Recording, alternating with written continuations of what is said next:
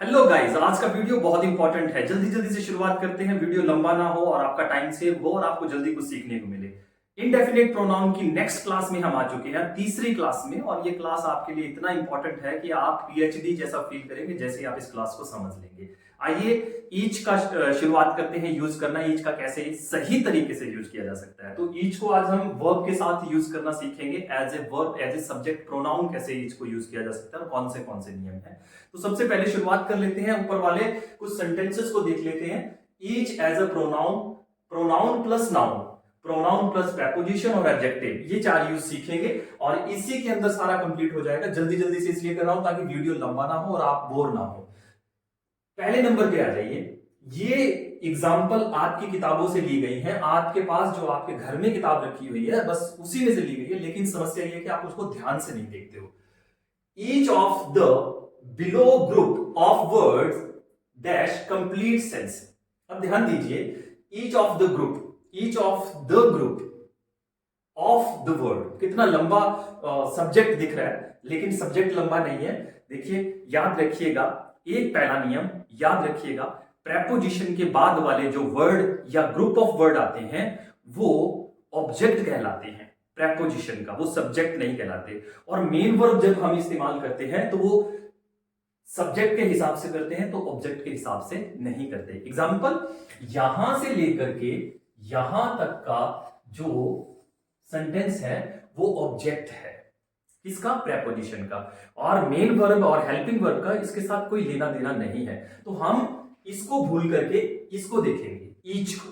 तो ईच क्या है? सिंगुलर है, तो यहां पे हम मेक नहीं लगाएंगे। सीधे शब्दों में मेक नहीं लगाएंगे, मेक्स लगाएंगे, क्योंकि मेक्स ही सिंगुलर है और सिंगुलर सब्जेक्ट के साथ सिंगुलर मेन वर्ब लगती है। एक और एग्जांपल लेते हैं जल्दी से। Each of the below sentences, और ये भी खास ख्याल रखिए कि प्रेपोजिशन के बाद जो नाउन आएगी वो प्लूरल ही आएगी। सेंटेंसेस, यहां सेंटेंस नहीं आएगा, ऑफ लगा हुआ है तो सेंटेंसेस ही आएगा।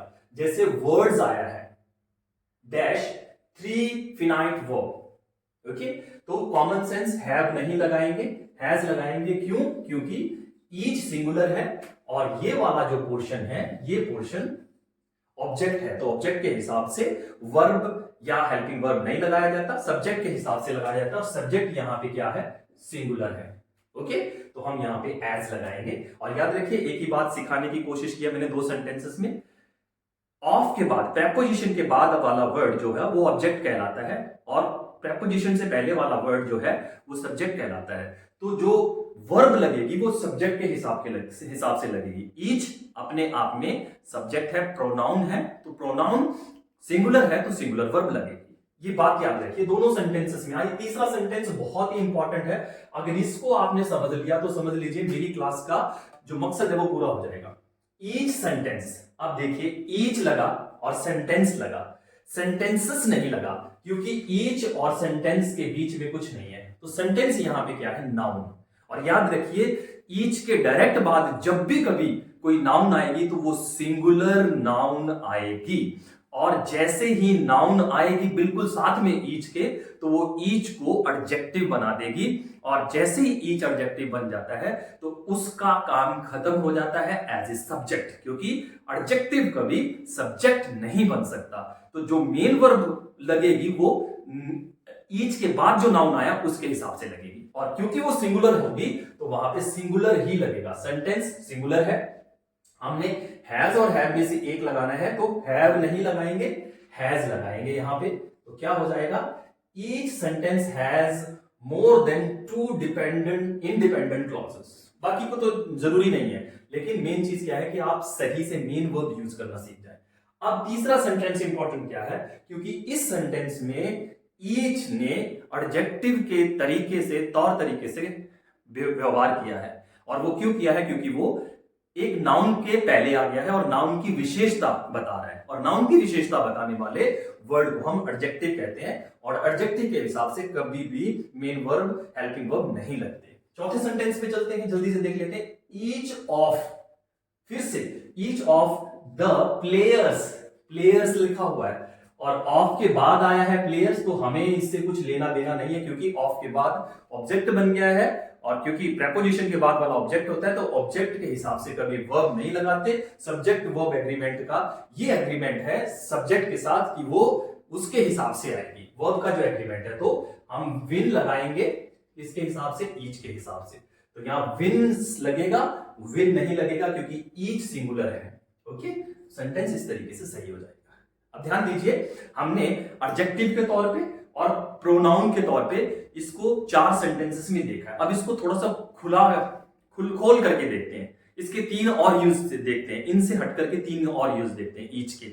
ईच को अगर मेन वर्ब के साथ सीधा यूज करते हो, ईच प्लस मेन वर्ब, और या हेल्पिंग वर्ब के साथ सीधा यूज करते हो तो सिंगुलर ही लगेगा, क्योंकि इनडेफिनिट प्रोनाउन में ईच सिंगुलर काउंट होता है। तो मेन वर्ब भी और हेल्पिंग वर्ब भी सिंगुलर लगेगा। जैसे each takes left turn to follow rules, सब दाईं तरफ मुड़ते हैं, रूल को फॉलो करते हैं करने के लिए। ईच हैज अ पेन, अब यहां हैव नहीं लगेगा, जो बैठे हुए हैं आपके सामने आप उनकी बात कर रहे हो, ईच हैव अ पेन, तो हैव नहीं लगेगा, हैज लगेगा, क्योंकि ईच सिंगुलर है। ईच क्या है? सिंगुलर है, और सिंगुलर के साथ सिंगुलर ही वर्ब और मेन वर्ब लगती है। सिंगुलर प्रोनाउन के साथ सिंगुलर वर्ब या मेन वर्ब ही लगेगी। ओके, ईच वांट नहीं लगेगा, ईच वांट्स लगेगा to study. Each wants to study, आप दिनचर्या के साथ जोड़ देता हूं, यहां से पकड़ लीजिए, यहां से देख लीजिए, ये जो 7 आपके सेंस ऑर्गन हैं ये आपको सिखाते हैं, उससे प्रैक्टिस कीजिए। Each wants to study, study को हटा करके आप ईच वांट्स टू सी, हर कोई देखना चाहता है। ईच वांट्स टू हियर, हर कोई सुनना चाहता है। ईच वांट्स टू स्पीक, हर कोई बोलना चाहता है। ईच वांट्स टू ईट, हर कोई खाना चाहता है। ईच वांट्स टू बाइट, हर कोई काटना चाहता है। ईच वांट्स टू क्लैप, हर कोई ताली बजाना चाहता है। तो इस तरीके से आप डेली बेसिस पे वांट्स का यूज करके ईच के साथ अपने दिमाग में ये बात बिठा सकते हो कि ईच के बाद अगर कोई मेन वर्ब आएगी या हेल्पिंग वर्ब आएगा तो वो सिंगुलर होगा। Is that clear? आगे चलते हैं।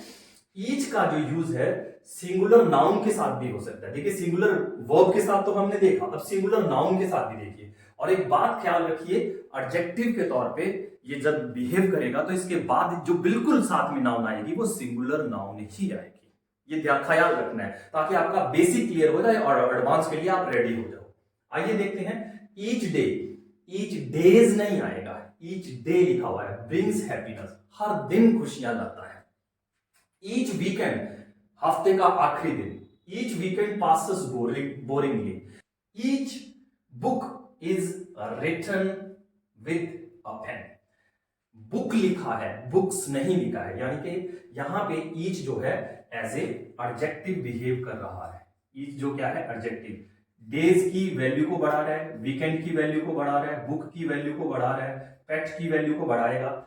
Each pet knows its master, हर पालतू जानवर अपने मालिक को जानता है।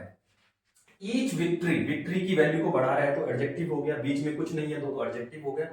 Each victory has some failure, each class singular लगा है, एडजेक्टिव हो गया।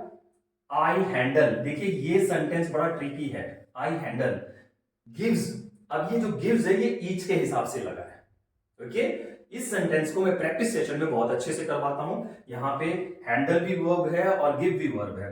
अब जो गिव है वो गिव्स बनाया, क्यों बना? क्योंकि ईच को एक सिंगुलर वर्ब चाहिए। Me more experience to teach, हर क्लास को जब मैं हैंडल करता हूं, पढ़ाता हूं, तो मुझे और अनुभव मिलता है पढ़ाने का। ओके, और आप भी पढ़ाना शुरू करेंगे तो आपको और अनुभव मिलेंगे। आइए आगे चलते हैं। ईच रसगुल्ला, ईच रसगुल्ला, रसगुल्लाज नहीं, ओके, रसगुल्ले नहीं, रसगुल्ला। ईच रसगुल्ला आई ईट गिव्स मी स्वीट टेस्ट, हर वो एक रसगुल्ला जो मैं खाता हूं मुझे मीठे स्वाद का अनुभव देता है। तो हमने यहां रसगुल्लाज नहीं लगाए क्योंकि सिंगुलर चाहिए, और एडजेक्टिव बना दिया इसको। देखिए, अब इसको ध्यान से लिख लिया होगा आप में से जिसने, तो वो बहुत जल्दी सीख जाएगा। सीधा मकसद क्या है, ईच के बाद जो नाउन आएगा वो सिंगुलर आएगा। बात इतनी सी है। इन सभी 7 सेंटेंस में मैंने आपको यही बताने की कोशिश की है। आइए ईच एज अ प्रोनाउन भी देख लेते हैं। Each plus preposition plural noun के साथ, ऑब्जेक्टिव केस प्रोनाउन के साथ। दोनों चीजें ध्यान से देख लेते हैं। ईच आएगा, प्रेपोजिशन आएगी, उसके बाद प्रेपोजिशन के बाद प्लूरल नाउन आएगा, ये याद रखिएगा। और अगर प्रोनाउन आ रहा है तो प्लूरल आएगा, सिंगुलर प्रोनाउन नहीं आएगा। मतलब ही से और शी से और इट से रिलेटेड प्रोनाउन ऑफ के बाद नहीं आएंगे। ऑफ के बाद अगर प्रोनाउन आएंगे तो वी से रिलेटेड आएगा, यानी कि अस आएगा ऑब्जेक्टिव केस में, दे का देम आएगा, यू का यू आएगा। तो इस तरीके से ध्यान से देखेंगे तो समझ आ जाएगा आपको। अब ईच यहां पे सबसे पहले क्या है, ईच प्रोनाउन है, और क्योंकि ये प्रोनाउन है तो ऑफ के बाद वाला पार्ट जो है वो ऑब्जेक्ट बन जाता है। Each of the plants, plant नहीं लिखा है, प्लांट्स लिखा है, क्योंकि ऑफ को एक प्लूरल नाउन की जरूरत होती है। नीड गलत है, नीड, क्योंकि नीड लगेगी ईच के हिसाब से, और जब ईच के हिसाब से लगेगी तो यहां एस ऐड हो जाएगा। Each of the plants need water to live, जिंदा रहने के लिए सभी पौधों को पानी चाहिए होता है।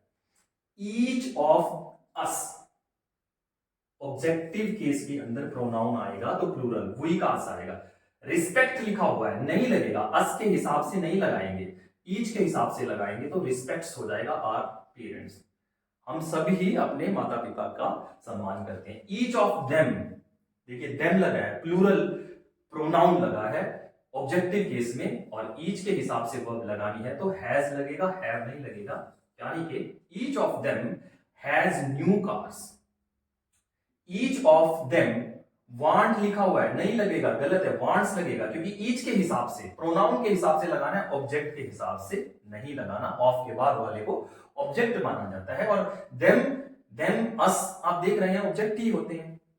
To hug her, each of them want नहीं लगेगा, वांट्स लगेगा, ईच के हिसाब से लगना है, ऑब्जेक्ट के हिसाब से वर्ब नहीं लगेगी। To go to the college, सब कोई कॉलेज जाना चाहते हैं, स्नातक करना चाहते हैं।